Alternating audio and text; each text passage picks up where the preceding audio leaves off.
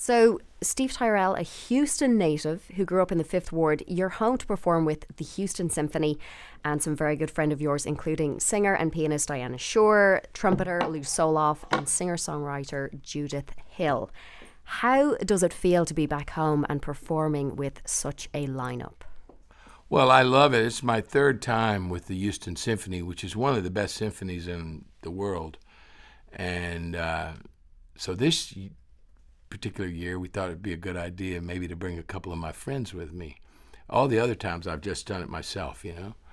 And it's going to be fun. I've worked with both of those ladies many times. I met Judith Hill when she was just about to go on the road with Michael Jackson.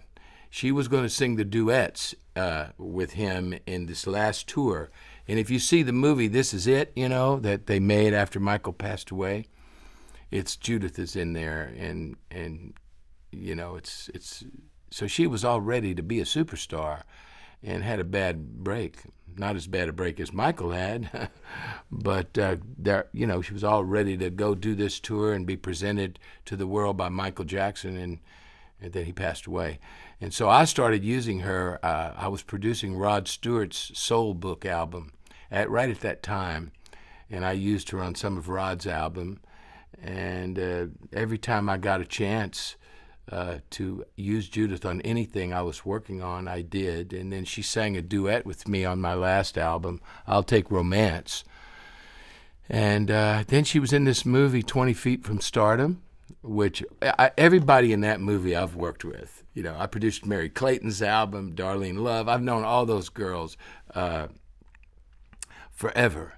And so Judith is very hot now. She was on The Voice last year, and she should have won. You know, she got eliminated right at the end, and she was the best singer on there. So her, and then I have Diane Shore, who I've worked with many times, who's a two-time Grammy winner, one of the greatest voices in jazz ever. Edel is just, you know, and a character. And her and I have played concerts all over the place. So I asked her to come do some songs. And then Lou Soloff, who was the shining light, really, the trumpeter in the great band Blood, Sweat, and Tears. And another person I've worked with since then, because I used to produce some of the Blood, Sweat, and Tears music back in the day. So those are my three buddies that are going to play with me tomorrow night. It sounds like it's going to be quite a show. Yeah, it'll be fun. Definitely. Look forward to it.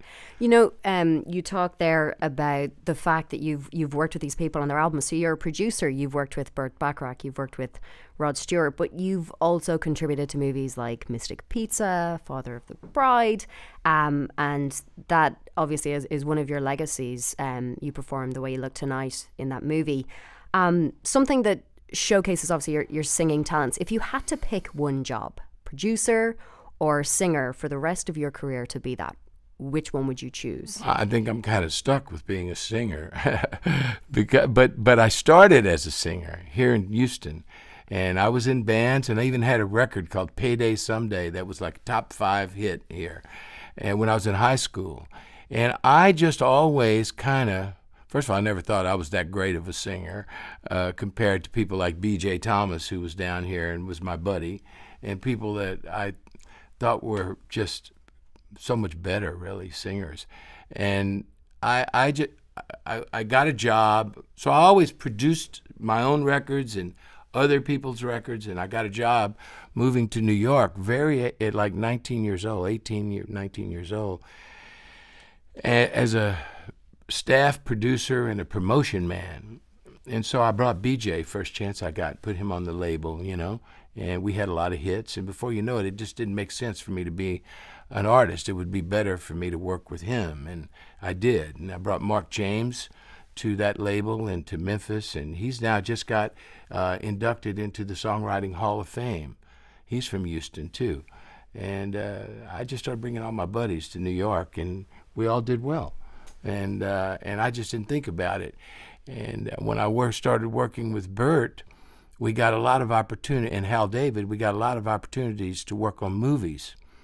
And I started becoming like a music supervisor, one of the first ones. I saw you could put a good song in a movie and release it with the movie and it would be great. And we had that theme from Valley of the Dolls. We had Alfie that was like that. We had The Look of Love that was in the film, and then, of course, Raindrops, which won the Oscar. And so that put me in the movie business. And when I moved out to California, I continued to work on films as a music producer. And every once in a while I'd sing, like I sang some songs in Mystic Pizza, you know. And every once in a while they would hear something I did and say, well, use that, that's good, you know. And that ultimately led to Father of the Bride, where I sang The Way You Look Tonight as a demo, sort of. And they all kind of fell in love with it, and it changed my life. But the answer to that question is I like to do both, still. You couldn't pick one? You wouldn't want to pick one? No, because it's two totally different things. Producing someone else's record is like directing a film. You know, you got to get the performances out of them. If I'm working with Rod or Linda Ronstadt or Ray Charles or Diana Ross or somebody like that, you know, there's something, they've got this amazing talent that, or they wouldn't be who they were. So it's pretty exciting when you get a song together and, you know, you got the band in there and you start to record, and all of a sudden Rod Stewart's in the other side of the glass and he opens his mouth and that voice comes out. You know, you can't beat that. Or Diana Ross or Ray Charles. I remember when Diana Ross, I worked with her, you know, your whole life, as soon as she sings 2 words, your whole life flashes in front of your eyes because you've heard that voice since you were this big, you know. So that's a thrill I'd never want to give up, you know. When you talk about working with Rod Stewart and creating the album that you did with him, how do you work with someone like that? Because the voice is there, but how do you work with it to perfect it and to tweak it to make it sound like the American Songbook? How do you do something like that? Well, I mean, he's doing it. That was a whole evolution. Rod heard my first album, A New Standard, and he became a fan of this music, and he started coming to my gigs. And he told me that's something that he wanted to do himself. And he made his first album in my studio, and Richard Perry produced it, a good friend of mine, who also liked my first album. And I just kind of helped him out with choosing musicians and stuff like that. And then they tried it, and it did much better than they ever dreamed it was going to do. I mean, Rod said, God, if I could sell 100,000 of these, I'd be happy. Well, he sold about 5 million or something, you know. And that led him down. It changed his life, too. And then when I got to produce, they asked me to produce his album. I did 3 of his albums. I did, and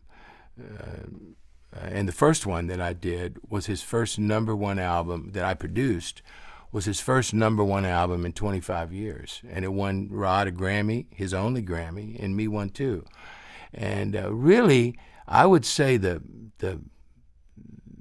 person behind the whole thing that really had the vision of how the songs should go was Clive Davis. Clive had this kind of feel that he had for the Great American Songbook, that he wanted the songs to be like. And he used to call it, I'd go in Clive's office and he'd say, picture Fred and Ginger, you know, Ginger Rogers, and Clive would dance all around the office, and all the songs that we did had to have that kind of feel, that he could picture Fred, you know, and Ginger dancing to, and that was in Clive Davis's mind. So he kind of was the